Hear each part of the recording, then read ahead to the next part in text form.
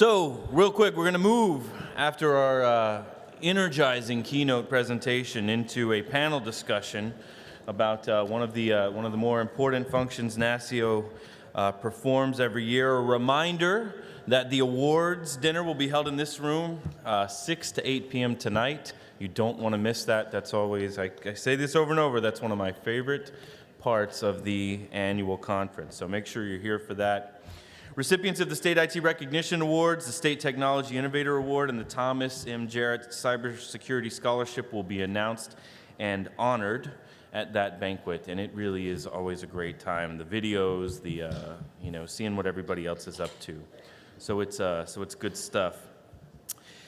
Each year, NASCIO, in collaboration with Grant Thornton and CompTIA, surveys state and territory CIOs on current issues, trends, and perspectives. The resulting state CIO survey is a resource not only for CIOs and our partners in the commercial side, but also for governors, legislators, and business leaders on the current landscape. It's a survey that always generates quite a bit of buzz, and I think very much a good way of understanding where technology in the States is headed. To provide more insight on that survey is Jennifer Seha of CompTIA. Welcome, Jennifer. She's going to lead us in our panel. Let's welcome her with a warm round of applause. Good morning. So as Daryl just mentioned, Jennifer Seha with CompTIA. We're a not-for-profit trade association representing technology companies. My specific role is heading up our SLED Council and representing those companies that do business with state and local governments. So this is our big project annually from our SLED Council, and I know it is for NASCIO and for Grant Thornton as well, but this is the 7th year running. How many people in the room realize that this has been around for 7 years? How many of you were around for the first CIO survey? Not very many. I see a couple. Definitely no CIOs in the room, but we're happy to say that this is the 7th year. We get great participation every single year. That trend has continued. And I think the fact that this is a 7th year just speaks to the sort of staple of government business that the CIO survey is. We expect it every year, we know it's coming, and we look forward to using it from a vendor perspective in doing business with state and local governments and sort of getting an inside peek at what's happening at the state level. So without further ado, I'll introduce Executive Director of NASCIO, Mr. Doug Robinson, to lead our survey. Very good. Thank you. Thank you very much, Jennifer, and welcome everybody.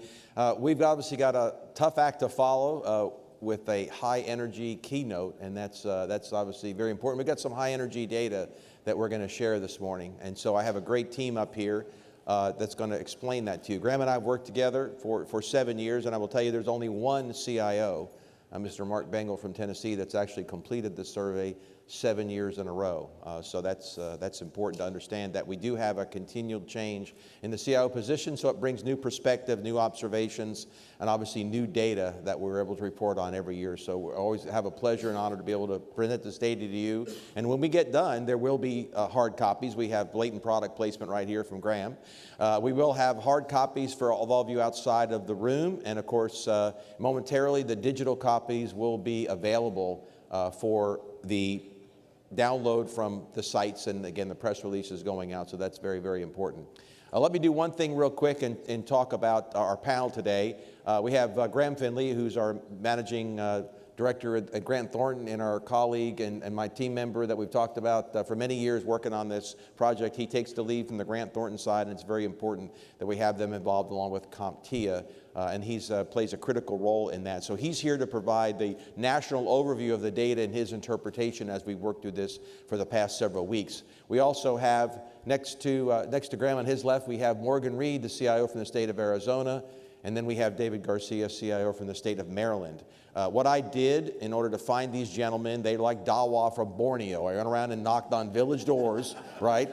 And these guys, they didn't know any better, so be gentle with them. This is their first time up here doing the CIO survey. And so that's how we got these folks. I knocked on enough village doors, they didn't know any better, and so here they are. So please be kind to them. So we can get those slides up. Let me talk a little bit about the survey itself, and that is really the background. So this, again, the survey background is what we're going to talk about quickly. We only have an hour, so we're going to highlight just a few of the major themes as we do each year. I will present the individual survey topics, and they may be of more interest to you than some of the topics we're going to talk about today. And then simply we'll have a conversation, and we're going to ask for the national perspective, and then have our CIOs provide their state perspective. How do they answer these questions, and what do they see in terms of the future role of the CIO? And that's very, very important. As been mentioned, it's a partnership between NASCIO, Grant Thornton, and CompTIA, and we're very proud of that and proud of the products that we produce. And the data that's generated is important to drive the NASCIO agenda throughout our program year. So we'll begin to use this data, and you'll see it out, obviously, in the field. You'll see it on social media, and then I will be out, as well as Graham and others, preaching the gospel on this data throughout 2016 and 17, and that's important. And again, all of the prior versions are available for your reading pleasure, all in digital format, and you can download those and read them on your plane ride home. This year's survey, we were very, very fortunate, and quite frankly, a remarkable response rate of 50 states and territories participated in the response to the survey. And that is certainly very difficult in terms of getting the CIO's time to dedicate to this, because it does take time to do that. So we really appreciate that level of response rate from our CIOs, because it's pretty amazing. Summer of 2016, we went online with this survey. They had, again, 43 multiple choice questions. We did a pre-survey of 18 of those to get some advice from the trenches during our mid-year conference that we did in Baltimore in May. So again, that's informed the scope of our survey, informed the question sets, and quite frankly, the topics that we were going to use. And again, we don't attribute that to any individual CIOs, but as you look at the document, you will see we've got some great quotes in there. So these are the 14 topics that we covered in those 43 questions in 2016. We're going to focus on 5 of those, as you see highlighted in red. We've selected just 5 of those topics, and the others you'll be able to get the data, the graphs, the charts, and all the narrative as you want during the physical copy and also the digital download. So again, look forward to seeing some of that. And you'll see some interesting trends, because we've been able to have, since 2010, quite frankly, some longitudinal questions. And so we'll be able to present a time series, and that's very interesting to watch. The evolution of the CIO agenda in the states throughout that time period. And then we have some year-over-year data. We're going to do some new topics in 2015. We're doing some comparisons in 2016. So let's start off with our first big topic, which is business model sourcing and the role of the state CIO in a broker way. So we have the similar questions from 2010, as you can see, our time series through 16. And generally what we're seeing, again, is this change in the business models and the sourcing options that state have, moving from what we have called the owner-operator model to a new way of doing business. So I'm going to ask Graham to start. We're going to have some interaction about the next kind of 3 data points around this business models and sourcing. We'll get both Morgan and David to give us their perspective, but what are they doing in their respective states around this topic? Graham, take your time. Thanks, Doug. So as Doug mentioned, we've looked at this topic off and on for the last 6 years, and I think we've asked many of the similar questions. And we went back and looked at the answers from 2010 as well. We asked the same questions effectively last year. And what we've seen is there's a series of states that are there's a static number of about 1 in 3 states that own and operate all their IT assets and operations. And that's been pretty static over the last 5 or 6 years. And similarly, there's about 50% of states that own and operate multiple data centers, and that's been fairly static. What we've seen is a significant increase over the last 6 years in the use of consolidation and in the use of outsourcing, particularly in infrastructure and applications and services, and also a significant increase in the use of managed services. And I think even in the last year or so, comparing the 2016 data to the 2015 data, we've seen quite significant jumps in IT infrastructure outsourcing and managed services use. Even in the course of a year, that was a fairly significant jump. So we have 2 CIOs who are relatively new to their position. They both come from a career in the private sector. So they're now under the digital dome. They've now come to understand what that entails. And so as you bring that private sector perspective and you think about your little over a year in your position, how does this resonate with you? We'll start with you, Morgan. Well, Trends that I saw were increase in consolidation, outsourcing, and SaaS, and that definitely mirrors what we're doing in Arizona. When I got to the state 11 months ago, I realized that we can't do everything well, and what we were trying to do was kind of a little too much. There was a little sprawl in our service catalog and our offerings. So we are spending this year focusing on what we do well and what we should divest ourselves of, and working through those public-private partnerships to add capabilities where we don't have them ourselves. The state network is a great example of that. It's a public-private partnership managed service offering through CenturyLink. Our partners there have been phenomenal for us. They manage the state network, LAN, WAN, telecom. In any state building, we have 700 different buildings across the state that you walk into any of the conference rooms, brand new phones, high-speed internet, wireless, and we have that as a service per seat cost. It's flat, so instead of us having to go to the legislator every 5 years and ask for more money to refresh the hardware, we pay that flat annual rate, and it's been really good for us. In addition to that, we are a shared services model. We're a federated state, so I can't go out and tell them what to do. I can influence them. We run data center, mainframe, website hosting, payment platforms for the agencies. And what we're really trying to do outside of those kind of core capabilities is be a services broker. I tell my agencies that they don't have to use our services, but our belief is if they come to us, they can find the right technology, the right price, and do it better, faster, cheaper than they could on their own. So we're definitely trying to influence their decisions, have capabilities that they couldn't find on their own. One example recently we had at the end of the fiscal year in June, we had 5 agencies that were going to go out and buy their own e-license solutions. And we convinced them to, hey, if you come to the table, pool your resources, let's find an enterprise SaaS offering that meets most, if not all, of your needs. And if 4 of you buy in and 1 of you don't, that's fine. And that's going to be the start of a statewide platform to say, yes, we have e-licensing in the state. This is the price, this is the capabilities. It works for these agencies. Allow others to piggyback on that if and when they need to.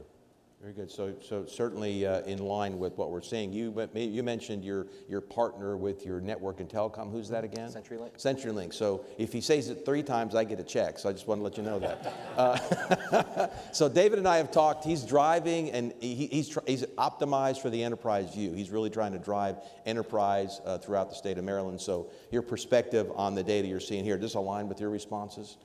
It does, and just echoing what Morgan says, and so we're bringing Maryland from a federated to enterprise, and focusing on what is it that we do best, and let's focus on that. Let's bring our partners to the table. Let's outsource what we can, what makes sense, what we can bring more efficiently. Maybe we can't attract the talent, limited by salary caps.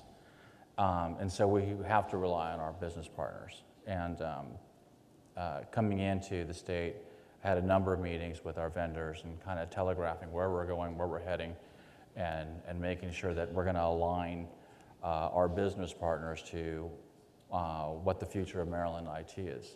So transitioning from a kind of a federated model, mainly being in a policy shop, we're going into a full operational support, and we're seeing the same as Morgan is. We're bringing diverse partners together, pooling licenses, getting people to sit down and talk to each other, and just building the coalition of the wielding right now.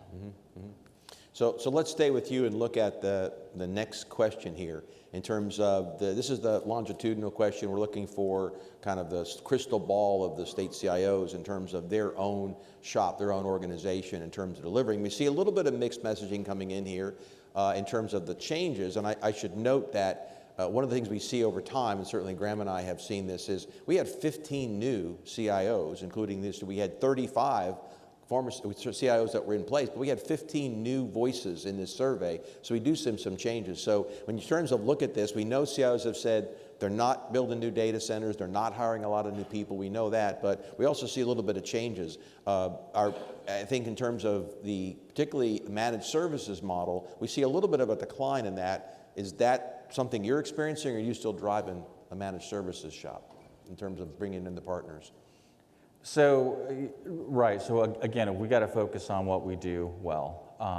And through our enterprise efforts, as we're getting out and working with each individual agency, we're finding assets and pools of talent that are state employees, and so it's kind of shifting our focus on how do we drive these pools together and how do we best leverage them. Yes, shared service model. I mean, I don't know how you, not do things more efficiently. I think all of the state CIOs are being pressured to do more with less. And I think to a certain degree, as a CIO, it's about delivering value and delivering, moving away from the perception of being an expense as opposed to an investment, and getting the leadership, state leadership, to participate in that vision and driving that vision to bring greater value to the citizens is the real message behind everything. Yeah, definitely trying to, and as I tell everybody, CIOs deal in that world of optimization, rationalization, consolidation. It's every word that ends in TION is in your vocabulary at every meeting. So I'm going to jump to Graham here for a minute because we've noticed. I want you to focus on kind of the business apps and the SaaS. We've seen double-digit increases for the past several years in that. So I think that's definitely a phenomena that states were not talking about certainly 5 or 6 years ago. No, that's probably been one of the biggest changes we've seen in the last several years. It's just it's really an exponential increase in the use of software as a service, and it's becoming much more the norm now than it was a couple of years ago. One other item I think that's sort of interesting in this data is the second row from the bottom, that there are around 1 in 5 CIOs stated that they were looking to potentially insource some operations that are currently outsourced. Some of that may be changes in leadership, bringing different perspectives, but some of it also may be learning some lessons from the earlier generations of outsourcing contracts about what makes sense to outsource, what makes less sense, or different ways to do it. So let's move to kind of our last question, which is basically a continuation of driving down into more detail, a little bit deeper dive into managed services. And again, we see some changes there. One pretty substantial, and I guess that's something that Graham just mentioned, is we see a change there in terms of contemplating moving, and so there may be experience there. I guess I'll go to Morgan here for comments. You come from a private sector background, which I'm sure really probably exploited the thoughts of managed services outside of your business mission space. So, and what are you doing with Arizona and the IT organization there? I talked about our managed services and network right now. We're looking at other opportunities for that. Because of the success there, my chief network officer became my chief managed service officer, and I just told her, look at everything that we're running ourselves and see if we can find partners that can do it better, faster, cheaper than us. And it's a cost play, so one of the things is we had to figure out what's the cost of running the service ourselves. We actually had to go and tear apart our service catalog and figure out how do we rationalize these costs, how do we attribute the cost of personnel, rent, building, power, port, et cetera, and on a service-by-service basis. Some of them are funded enterprise-wide, so there's money from the legislator, for example, cybersecurity. And I told Mike, I said, okay, if my CISO, if you have 100 agencies on there, what's the incremental cost with our vendors to go add 10 more? That should be the cost in our service catalog to get these services. And also we should be able to show value in what they're getting for that. So we have the cost of what it's costing us to do ourselves. We're then going to go out to the marketplace through RFIs, RFPs, and see what could we be paying and what value could we be getting, even if the same cost, if we're getting better quality, faster delivery. Is that an option? The governor's open to consolidation talk, but that C word doesn't resonate with my agency customers, so I have to be a little more careful with that. One of the approaches we're taking from a marketing perspective is we're calling it an IT efficiency assessment. We're going out and surveying the top 5 to 8 agencies that represent 90% of our IT spend, and we're saying, what does it cost you to run data center, to run email, to run GIS, and these other, and cybersecurity, and how does that compare to the other agency partners? And then we're going to get a report near the end of the year that says, here is kind of best in class within the state, here's the worst, and this is the total cost of ownership for data center. And then we'll have a baseline to go out and say, can somebody run our data center better? I know Stu in Ohio has had some great success with his partnership. I've visited Todd in Texas, and they're doing something similar. We have some options now, learning lessons from my fellow CIOs, which is great opportunity to come here and meet and talk shop with those guys. So we're definitely headed down that path. But first, we definitely need to have the data to support either way, in-source or outsource.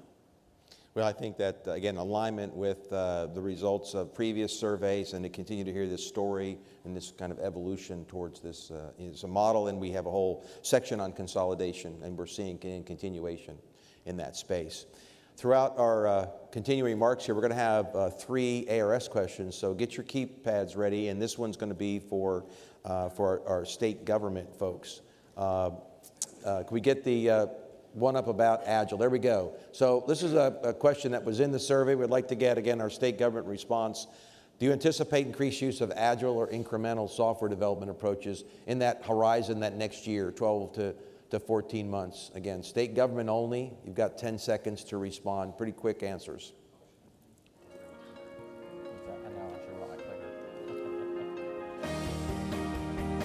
Go to you on this one.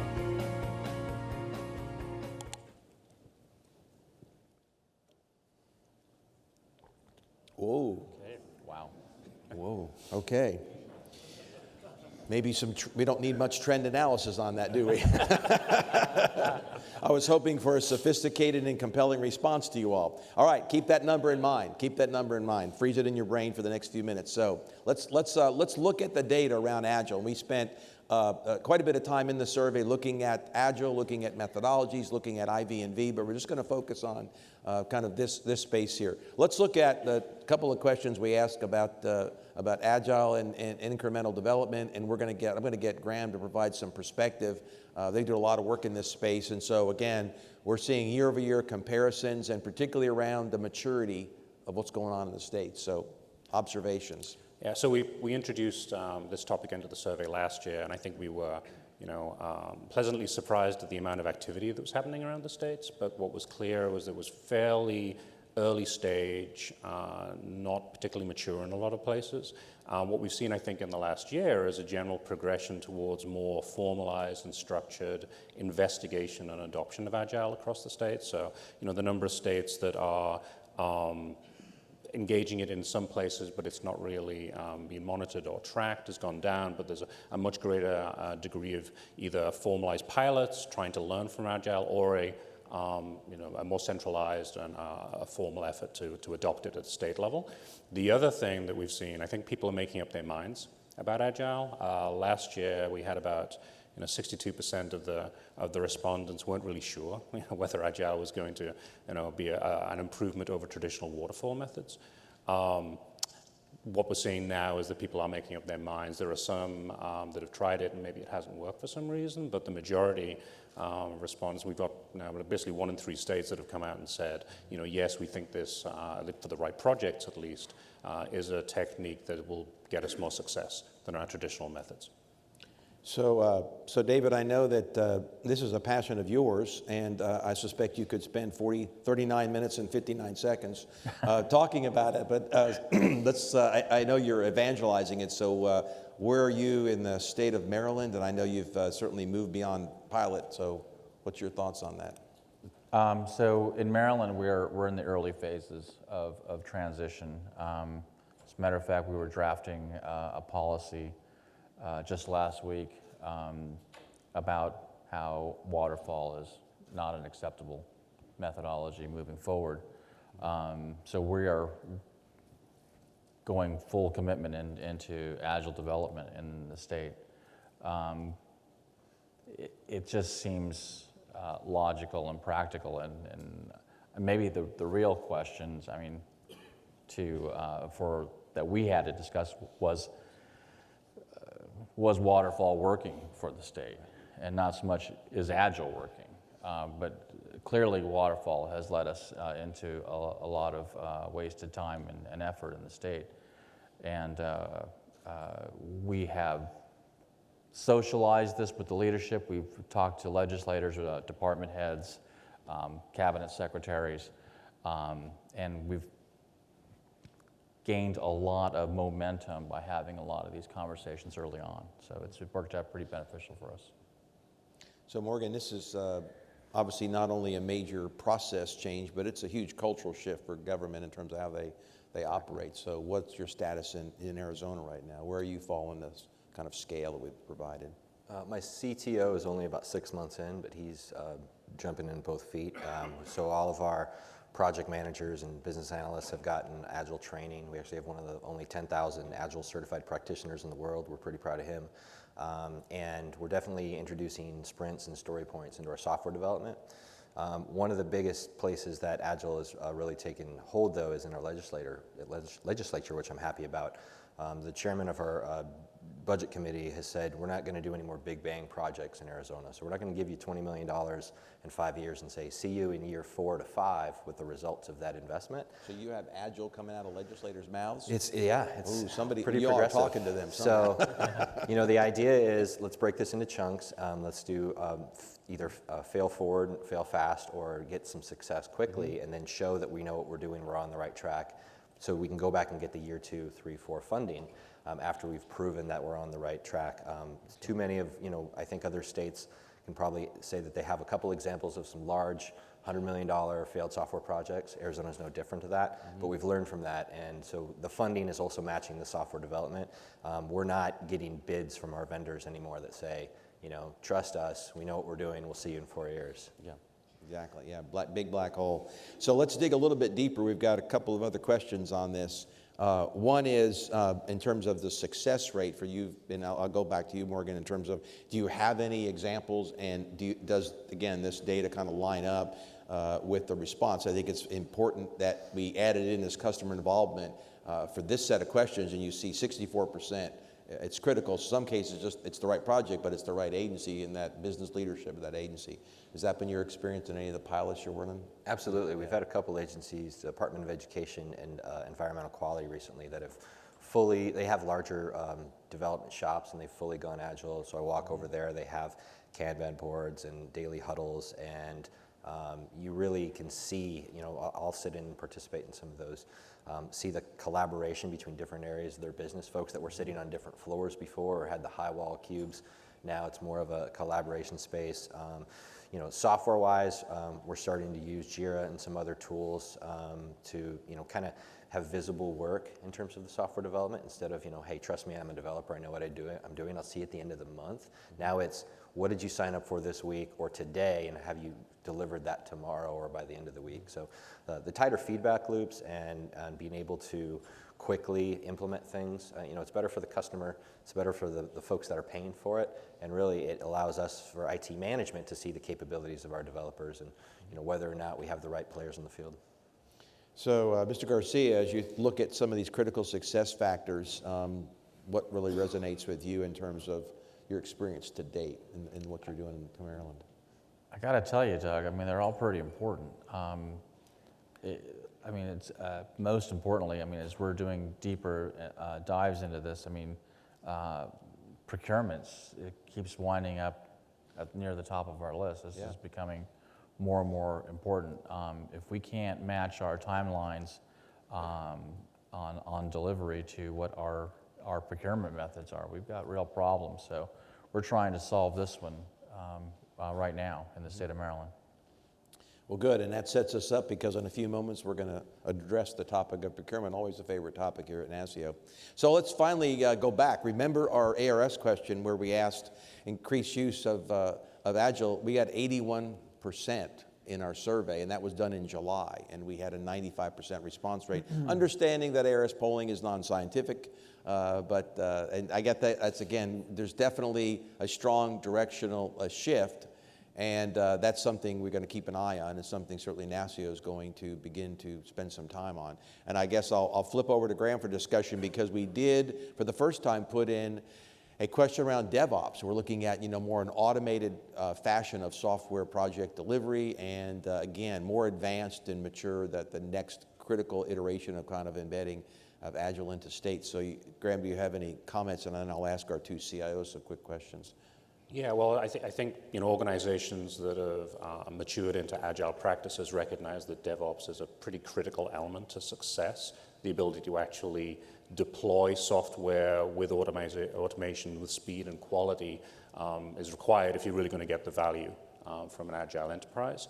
And as we can see, this is still early stages in the states for adoption of DevOps. There are a few states that are looking at it, a few that are invested, but it's still very much at a state that people are looking at it, but not an awful lot of experience or practice.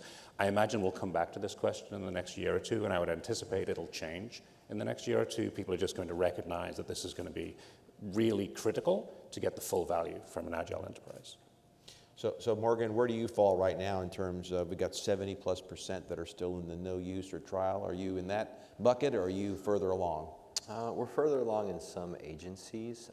There's not a heavy software dev presence in my team, but there is in some of my customers. One of the things that I learned from the private sector is, they've been doing continuous deployment, continuous integration for a long time. At Google, everybody has the ability to push code multiple times per day, and they have a peer accountability to where if somebody pushes bad code, their name goes up on the board of unsuccessful deployments. We don't necessarily have that transparency in government yet. We're working on it. So we traditionally have fallen back on change management. Let's put all the roadblocks in place to make sure somebody doesn't make a mistake. But those things do slow us down. We're trying to lighten the reins a little bit. And I think when you have, I'm probably not going to let my mainframe developers do Agile and DevOps, because when they take it down, it's more than just them affected. It's probably going to get us on the front page. But for some of our Amazon instances, our cloud platforms, where there's less risk, it's definitely the direction we're going.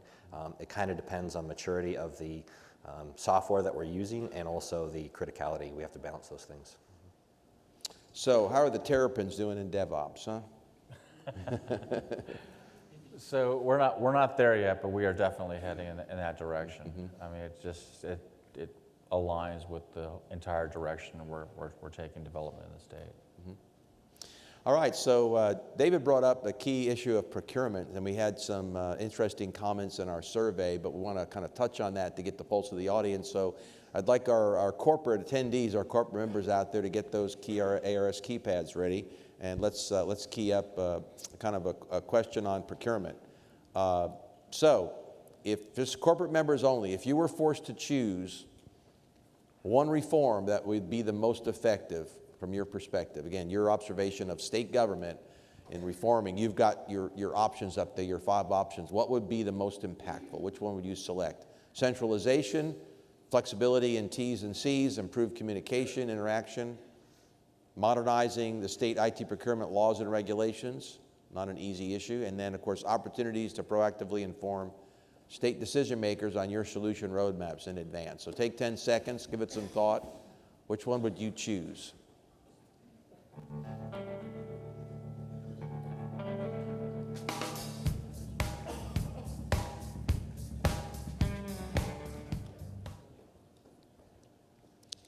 All right, so let's see what the corporate members say. Interesting mix. Well, look at that, 27. So a good spread.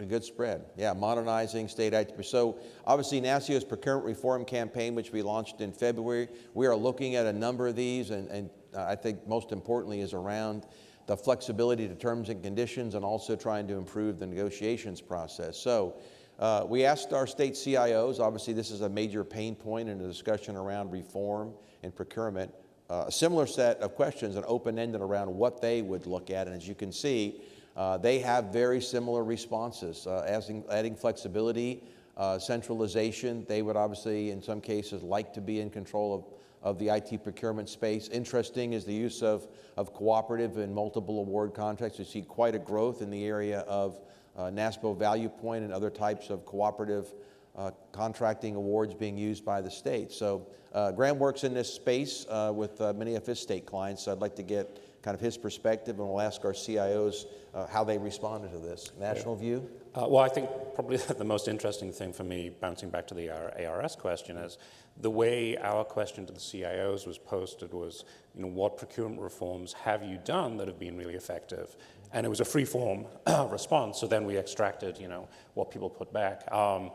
Interestingly, not a lot of people talked about modernization of state procurement practices and laws because not that many maybe have actually been able to do it. Everybody wants to do it, but there haven't been many who've been successful at it as yet. But it's something that everybody keeps talking about.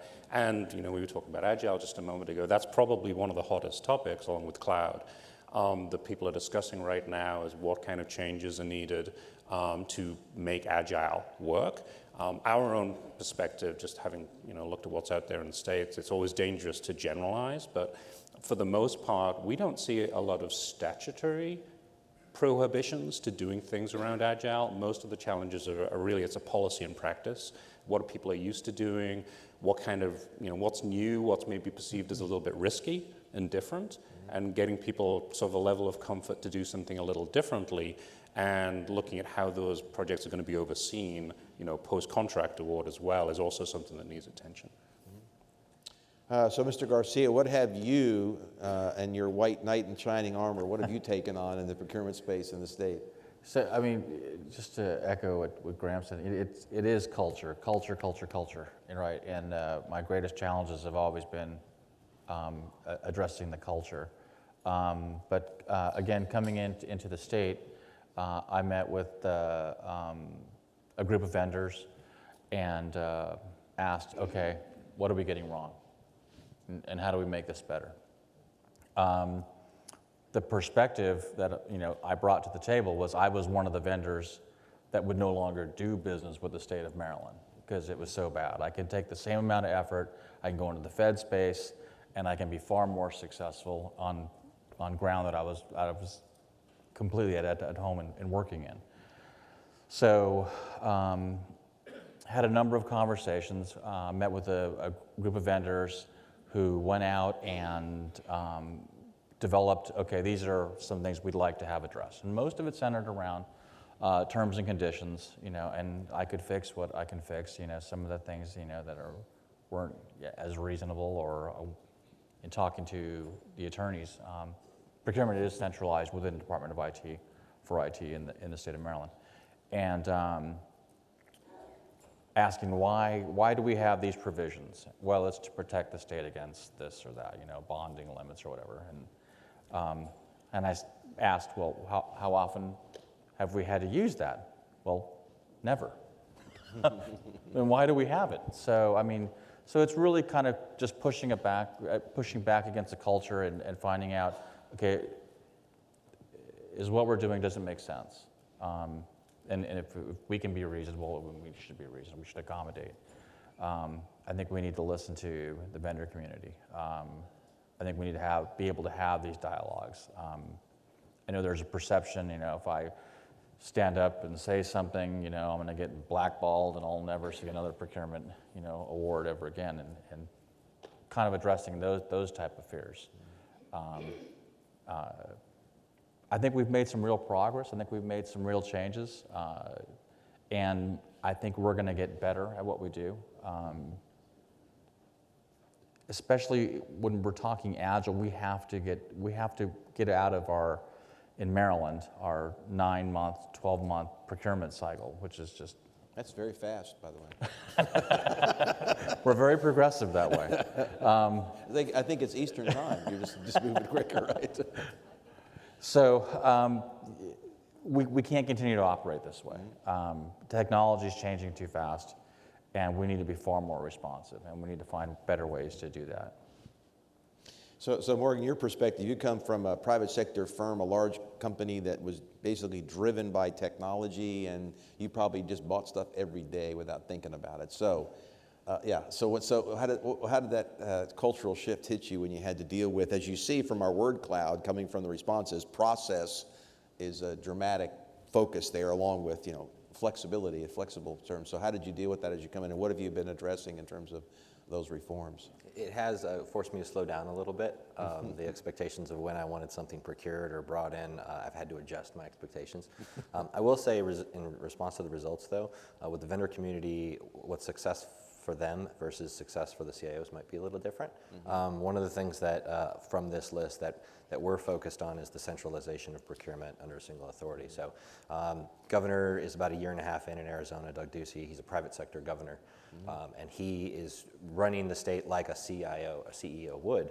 And part of that is forcing us to not act like 120 small, medium, and large companies within the state, but one $30 billion, 35,000 person organization. And the way that's translating to procurement is we're trying to get enterprise contracts with the state of Arizona, not with the department of this, that, or the other thing, and really to leverage our buying power, right? If I have the 800-pound gorilla in the backyard, which is the governor's office, and saying, this is what the governor wants, let's get aligned with that. I want to be able to, because I run a shared services organization for my state agencies, I want to be able to offer them the same pricing and benefits, whether they have 5 users, 500, or 5,000. It shouldn't be a volume play for them because they do, we all have the same logos on our jerseys, we're all the same team. And part of that in terms of procurement reform is, we brought in a new director of the Department of Administration, my boss, who came from 30 years of procurement at Intel, where he spent $17 billion a year with razor-thin margins because they're in a competitive marketplace. And one of the things he's done is try to get fewer vendors, but with a larger slice of the pie, and ask for additional discounts. Something that I don't know if it hadn't been done before, but it's been pretty successful. In his first year, the state procurement office has renegotiated $50 million of savings. And he's having to bring in some literally professional negotiators to help with that. So, we have the talent in procurement to get the right types of contracts. Our general counsel is a private sector contract negotiation, and she's expert on that. And if we feel that we are looking at the right technology and trying to get the right partners. The other side of that coin is, we need to be easier to do business with as a state. Governor Ducey assigned some things into law to make it easier to do the sharing economy, Uber, Lyft, Airbnb, and those kind of folks. But when my vendors tell me that they can't do business with me, or it's hard to, that's where I think I need to do what David's done and sit down with them and say, what can we do better with my procurement team at the table? Whether it's, our security requirements, we don't want to lower the bar, but we can make it easier and friendlier to fill out those forms. And just try to have the transparency of here's what we're working on. One of the things that we did after we completed our strategic plan for FY17 through 19, we posted it on our website. And if a vendor wants to come talk to me, it's like, fantastic, look at our strat plan, come tell me what area you can help me with, and then I'd love to get a meeting. But no offense, if I just sat and looked at your roadmap, that's all I would do for 40 hours a week, and we've got other things that we need to work on. Yeah, always good advice. Read the strat plan before you show up to talk to the CIO. Yes, sir. So very good. So we're obviously in 2017. This is a topic that will continue, certainly with our partners at NASPO, the chief procurement officials. They have endorsed our 5 recommendations, and we're going to continue to advocate and evangelize and drive those, and obviously take lessons learned from those CIOs that are addressing procurement as a major impediment to kind of transformational change and how states acquire and implement IT. And it's got to align, going back to David's point, with the adoption, at least of Agile. It's got to be in alignment with that because it's going to move very quickly, and that's clearly not something that we have seen. So a couple more topics for our time today. This is a topic that's been very important. In fact, after last year's survey, it resulted in the formation of our data management working group under enterprise architecture. In NASCIO, we've already released a couple of reports around the importance of data management, use of analytics.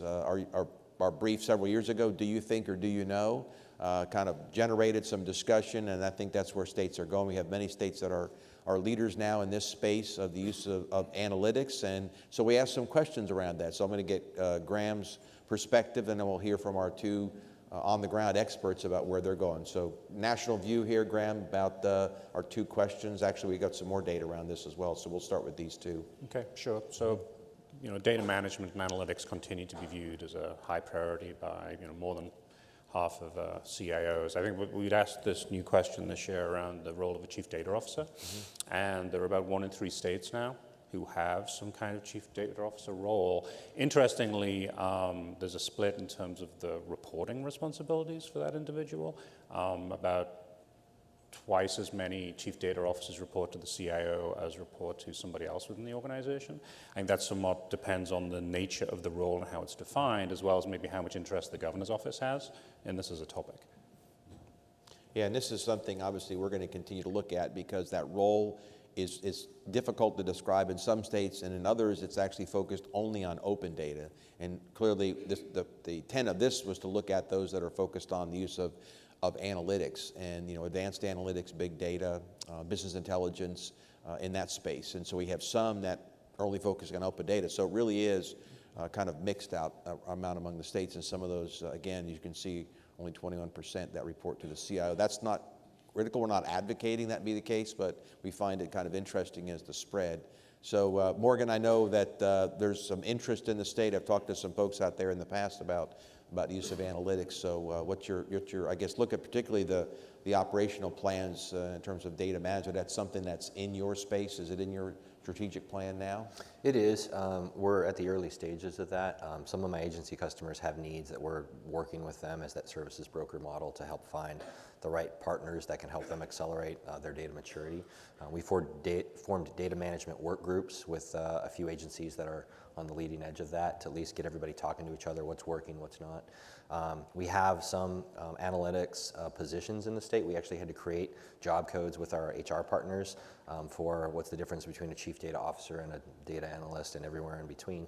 But we're early in that. I don't know if it makes sense to hire a chief data officer until we consolidate or maybe post that. But if that's what my customers need in terms of the agency, one thing that my CTO likes to say though is before we do big data well, we have to do data well. Like, do we know our customers and what they need? And do my agencies know their customers and what they need? We've talked about a citizen master, an employee master, at least to bring those records together and start linking services. We talked about like the passport to the state is kind of future where we want to be. We're not there in 2016. We probably won't be in 2017. We're at least having conversations around what we would need in terms of the technology and the services to help get there. We'll get to that. We had a good conversation last night about that whole. Yes, we did. That whole conversation. So we'll get to that in a moment. Mr. Garcia, I know Maryland was an early leader in the whole open data movement. Where are you in terms of your strategic agenda around just general data management, governance, analytics, et cetera? So we're still, our focus has been, for the past year and a half, has been on the enterprise and how do we start aggregating a lot of the resources, the IT resources of the state. As far as data management, analytics, we're just starting to turn our attention to the enterprise architecture and chief data officer and trying to sort these out. We've engaged in a number of conversations with the Estonians, and I don't know how many people are familiar with the Estonian government digital. Yeah, what they're doing is truly amazing. It is. So they've got this digital government model that is just remarkable, and we've had a number of high-level discussions from our National Guard and our cyber assets to the governor's office, and how do we adopt and how do we leverage some of the stuff and lessons that they've learned along the way. So I mean, we were feeling pretty proud of some of the accomplishments, so we started talking to the Estonians, and it's like we're in the Stone Age. So we're getting there, but like Morgan, it's kind of a long haul. Yeah. So we'll continue to track this. We've got several years, but I think we'll continue to add some question sets and get some new data like we did this year. So again, we looked at the topic that Morgan just brought up, which is the whole kind of master person index, the MPI approach from an architectural perspective, critical for the future, I think, of delivering citizen services in a digital world, being able to have that master record, very, very challenging in the kind of Indian tribal nation of state government to be able to do that. So we've got two questions here. I'll get Graham's take on that, and then we'll go back again to our state CIOs for their perspective. Both of these, I think, are more about the leading indicator, and some states are further along, but again, most states are still not there, as you can see.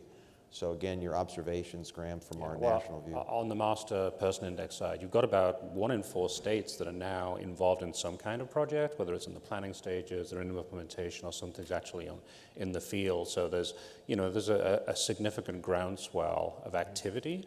It does appear to be one of those areas where there's some good opportunities probably for lessons learned from those early adopters to share with the rest of the country about what they've learned and what's worked and what hasn't. And something of a similar status with big data, really. They've got a few states, maybe 1 in 5, 1 in 4, that are pretty heavily invested in this area and are starting to see some real results out of it.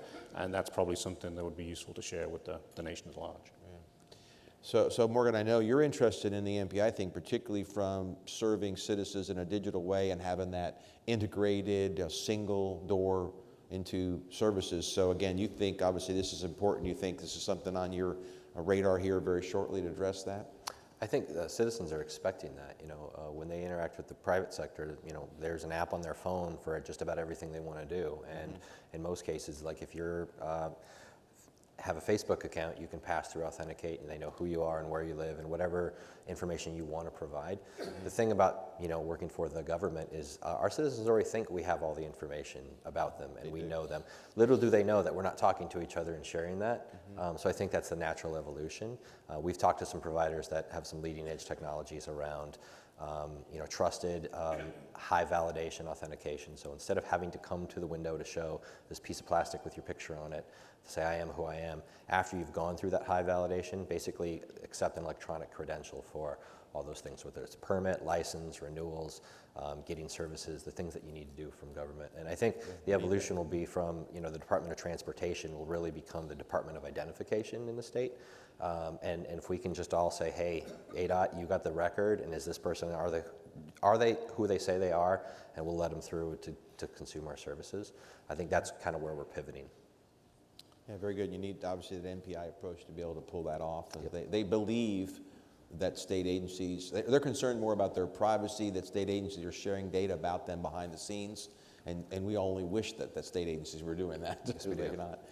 Mr. Garcia, back to you on either the analytics and where's your roadmap on this? Is this something that you aspire to or you're working on now? Oh, yeah, absolutely. The golden record is, is the goal. I mean, the choice is fundamentally, would you rather do this online or would you rather stand in line? Yeah. So getting the state and the citizens, to do these transactions online. Again, I'd reference the Estonians again, who've really narrowed this stuff down and really taken a hard look at data and how do we use the data? How do we minimize the data? How do we make government responsible for the data? I mean, there's a lot of pieces to this, and I think the real winners is our citizens.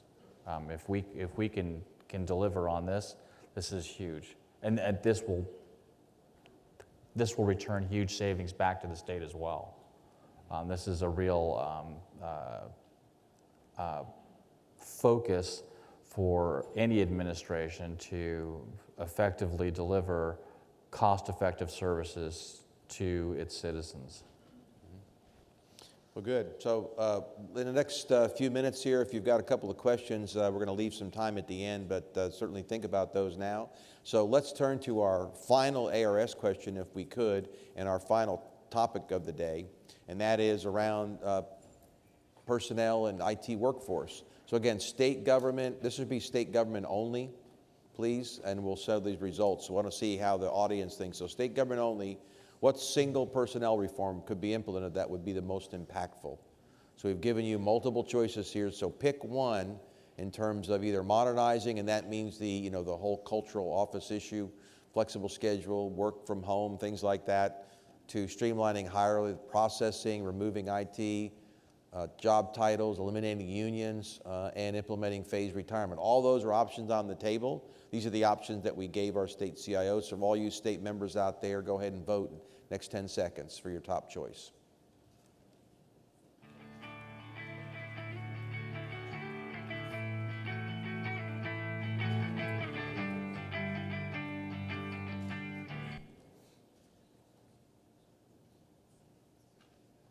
Ooh, another split. Another split, huh? Well, now I can tell you this is very interesting. This is very interesting because it will show you what our state CIOs said, which is in somewhat at odds with the final responses here, which is kind of interesting. And maybe because they don't want to modernize their office culture. They like Cube City. So we're gonna go ahead and go forward to that one right there. So again, you look over there, you'll see what single personnel reform. What's interesting is only a 10% response from the room, and yet our CIOs thought that modernizing job titles and classifications were at the 30%. So almost a third said that was, they believed that would be the most impactful. And we've certainly seen that in a number of states. So that's probably why they've implemented that. But certainly modernizing the office culture, and we've obviously within the association talked about that. It's not something we've directly addressed other than through our survey data. And in 2015, we did a large survey on the state IT workforce. And we have, again, available online to you in a digital format, and you can see a lot of the data. We're going to see a continuation of this. So I will go back to David and ask him in terms of these two, whether it's the innovation or out-of-the-box strategies, kind of take a look at these two and give your perspective from the state of Maryland. So Maryland is a relatively small, geographically speaking, state. We probably have some of the most competitive IT workforce in the country. I mean, for the state government. When you think of all the three-letter agencies in the DC area, you think of all the federal folks in the DC area, and you think of all of the IT contractors. And Maryland can bring to the table a pension plan for millennials. It's a hard sell. So we have to find something else. So how do we attract talent? Well, so if we can't attract talent as a state worker, then we need to look at bringing that talent in through contracts. If it is inherently a state position, then we need to find something else. So we need to be flexible on how we approach work schedules. We need to look at how we classify the work being done. We really just need to be as creative as we can to deliver. Mm-hmm. And it's just a tough space to be in. And I know there's a lot of other states that have similar problems. California, Texas, Florida. I mean, the list goes on and on and on. I'm sure. Morgan, so you've got all those that sun, the golf courses, palm trees, things like that. Lots of distractions. You want to bring people into state government. What are you doing? For us, in terms of these survey results, we've actually done the biggest two prior to me joining, which is a huge win for me. We at least changed the office environment. We have the short cubes and collaboration spaces, so it's more friendly, open, inviting space than some of the agencies that I've been to. And then we've also modernized the IT job titles. So it used to be Info Sysadmin 1 through 5, which couldn't mean anything, and now we actually have a business analyst track, a project management track, software dev track, et cetera. And we've also gone out with salary surveys to make sure that that pay is in line with the private sector. So it's no longer, well, you're going to have to take this massive pay cut. In a lot of cases, we can hire talent dollar for dollar. Now, we can't do stock, we can't do bonuses, those kind of things, but we can do the pension, and the state benefits are pretty good in Arizona. But the biggest thing that we did, at least from a management perspective, is we are a right-to-work state, no unions, and we got all the IT positions uncovered. So if somebody doesn't want to be here, I can excuse them from service. If any of you other state agencies are looking to do that, we can share notes. Our HR department's pretty progressive on that, but we've also been progressive around our recruiting things, looking on LinkedIn for talent, doing job fairs.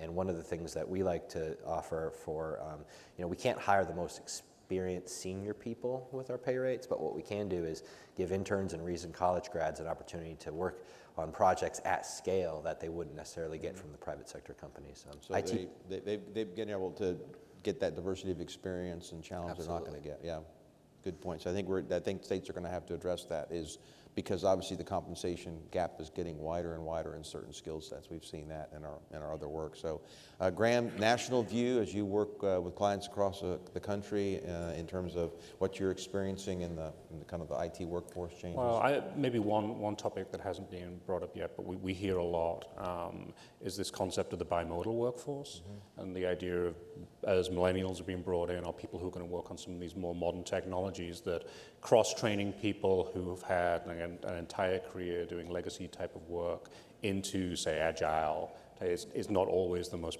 productive thing to do, and that the office environments and the motivations of different generations of workers are different.